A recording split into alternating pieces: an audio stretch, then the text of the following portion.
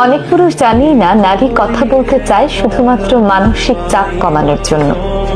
পুরুষ মনে করে নারী বেশি কথা বলে, অনেকে আবার এতে বিরক্ত হয় এবং জীবন সঙ্গিনীর কথা মন দিয়ে শোনে না।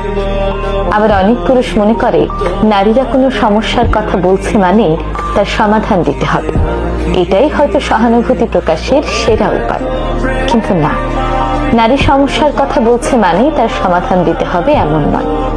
নারী অনেক সময় সমস্যার কথা বলে শুধুমাত্র অনুভূতিগুলো ভাগাভাগি করে নেয়ার জন্য, সমাধানের জন্য নয়।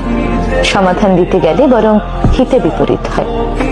এভাবেই ভুল বোঝাবুঝির কারণে সম্পর্কে টানাপোড়েন সৃষ্টি হয়।